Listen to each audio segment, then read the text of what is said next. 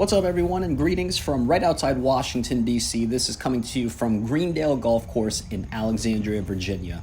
For those that are familiar with the Fairfax County run courses, this is a part of their portfolio. It's a fun fact. It's about 7-8 minutes down the road from my house, and it should be my home course, but just between us, and I hate starting the video off on kind of like a negative vibe or bashing the course, but this course, every time I've played it in the last maybe year and a half, 2 years, it's just been in horrible condition. The greens, you're going to see I'm paired with someone in the back nine, and we were joking when we first started how such a cool course, great layout, but the conditions are terrible. In particular, I don't know what the slowest greens in the world are, but this might be it. It runs at like a 2 on the snip meter. I mean, maybe I'm being dramatic, maybe I'm not. The conditions are actually pretty good, all things considered, for today. So excited to show you again. Pretty cool layout, has a lot of potential, but just the tee boxes aren't cut. It's always muddy. There's divots everywhere. This is actually known as one of the more quote-unquote beginner courses, so I strongly do recommend that if you're looking to get into golf, really good way to break things in using this course. Let's go ahead and get started. Little different format, no tracers for today, and I'm going to do kind of quicker snippets and try to talk through the holes. So hole 1, this is a par 4, 407 yards. It plays a lot longer than that, so you can see on this approach, I always recommend take 10 to maybe 15 extra yards. For some reason, that uphill slope, I don't have slope on my rangefinder, and you can see I fly that. So just as another piece of advice for those that are maybe watching this video as like a scout, you want to avoid bump and runs and low chips. You want to favor approaches and wedge shots that fly most of the hole. It will stick, it will check. Now that whole uphill par 4, the hard uphill par 4, is negated by this easy par 5, unless you chunk a hybrid like that. It's super open on the left. It's all downhill, and I think sometimes the boxes are scooted up. It was playing 470 today, but a lot of longer hitters, you don't even have to be long. You can reach this in 2 or get pretty close. Luckily, I hit a pretty good wedge shot to about 4 feet, and we do make the birdie. The first par 3, it's actually a pretty challenging one. Where the tee boxes were, this was playing about 191, even though the card said 188. This is going to be one of the harder threes just to get started with, and there's nothing wrong with a little up and down save. And by the way, I forgot to mention, you'll notice on the bottom left, there is an up and down counter. This is going to be, if you're going to miss a lot of greens, you better have a good short game, and I'm so proud of myself. Just to toot my horn a little bit. Actually, I don't even know if I should be tooting my horn. Up and down means you miss a lot of greens, so is that a bad thing? But anyway, if you want to score well, everyone knows it. Work on your short game. My short game went crazy today in a good way. I was getting up and down, and everything was feeling good, but I'm having a little bit of driver issues at the moment, so it's actually pretty decent in the front. I fall apart in the back, but let's get back to the course narration. And hole 5, nothing too crazy. You can see on the mini-map, it's super straightforward. It's straight. There's a couple bunkers. It's narrow. I mean, again, nothing crazy. Everything's in front of you. And of course, the hardest shot to hit is a straight shot, but I end up hitting a good drive, and of course, I hit the worst approach ever. We end up hitting it short. It doesn't even matter, because if you're going to be going nuts with your up and down game, Mark, you shouldn't be too worried, right? Mark, right?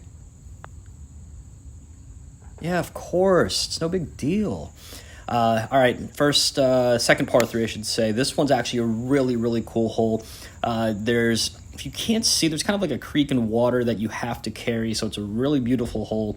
I end up hitting it. I thought I hit it perfect. I think I hit a 7-iron because there was a slight breeze. Obviously, it wasn't good enough, so we're just forced with another up and down opportunity. And oh my goodness, Mark, stop it, you devil. Another up and down. This is a big reason why I love this course, is because if you take a look at this par 5, it's only 480 yards, and it's actually kind of a downhillish type slope. Only downside is there is a creek you have to worry about in your second shot. For the longer hitters, this should be a no problem, automatically on and 2. For shorter hitters, the approach and kind of layup is actually pretty tricky. It's one of the harder holes. You can choose to lay up short of the creek, and there's a really wide open fairway space. If you need to carry the creek, it narrows up. So choose wisely, your game, but this is definitely one of the holes you want to take advantage of if you're trying to score well. One thing I forgot to mention, this is going to be, as you can see, the third par 3 in the front 9. I think I forgot to mention, this is a par 70, so yes, that's third par 3. Really cool hole again. All carry, all water, a bunch of crap that I don't think you saw I end up hitting it short, so just for the up and down counter's sake, that's technically an up and down. That was a Texas wedge from the fairway. And then hole 9, this heads back to the clubhouse. You're going to visually think it's a dog leg right. You just want to automatically go. You want to fade it. My personal advice to you, do not think about trying to fade it or cheat it. You want a straight ball. The further down you go, the more straight you go, the better look and better angle you have. If you try to play a fade and you cut it too much, you block yourself out. It's just not even worth it. And so, man, shocker. Up and down in front of the clubhouse, hole 10. Out of all the holes, this is probably the coolest one. If there was a signature hole here, I think it has to be this. You have the clubhouse behind you. You can see it's kind of a dog leg left, and it's a huge pond. You have to carry it. If you're a super long hitter, I think if I remember correctly, based on where the tee boxes are, if you can carry it about 250, 260, you can cheat that thing like crazy, and you'll have a super short approach in.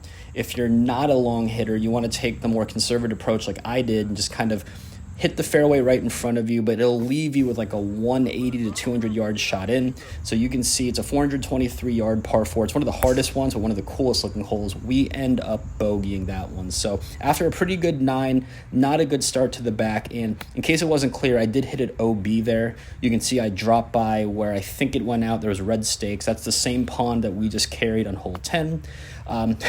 Look at this, by the way. You're going to see me run it back.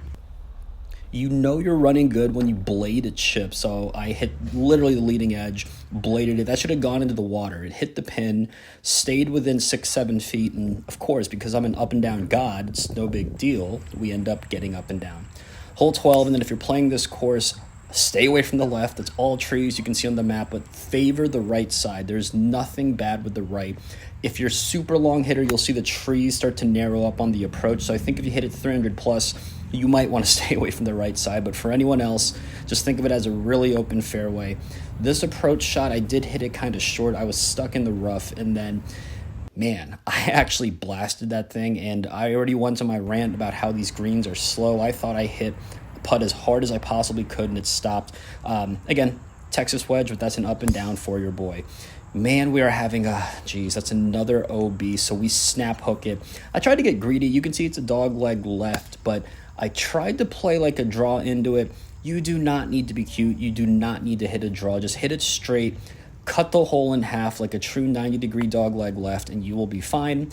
Instead, you're an idiot like me who tried to get cute and snap hook it, and we go OB. So this is to save bogey, and huge shocker, another up and down mark. Seriously, that's just unreal. So the last few holes, this is probably the easiest par 3 out of all of them, and I think it was playing, the card said like 161, it was playing like 145 today, and I was playing with the guy I got paired with. You might have seen him a couple times. Him and I both ended up really short. We don't know if there was wind, if, I don't know, slope wasn't a factor, but could we just get up and down again, Mark? Oh, man, the streak had to run eventually. So it's funny how the easiest par 3 out of all of them, in my opinion, we end up with a really bad bogey. So after a ridiculous front 9, what is that? I think that's 3 or 4 bogeys in the last 4 holes. Not great. We are 4 over.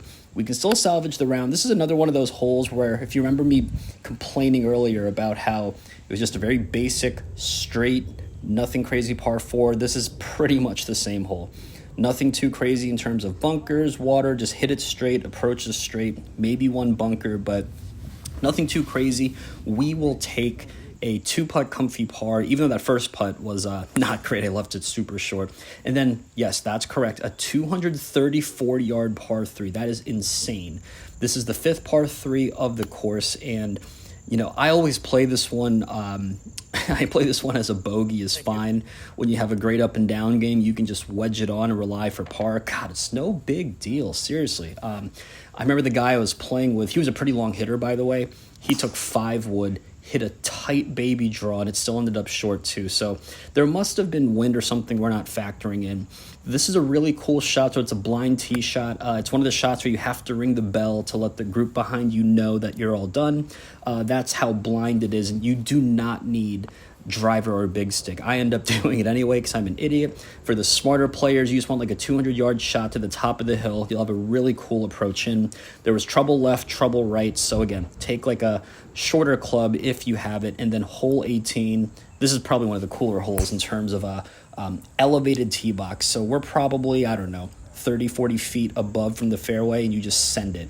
It's a dog leg kind of left. I end up hitting a fade right into the fairway. The wind ate it, so that probably went a whopping like 220.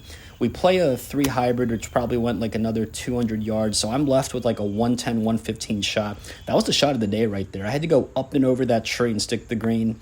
The guy I was playing with gave me a little golf clap and kudos because it was actually a really sick shot. Nothing wrong with ending with the 2-putt comfy par, even though we wanted the birds. So that wraps it up. There's my round, plus 474, even though it's a par 70. But hope you enjoyed. Hope you got some tips from this. And until next time, where I believe we'll have Raspberry Falls on the channel.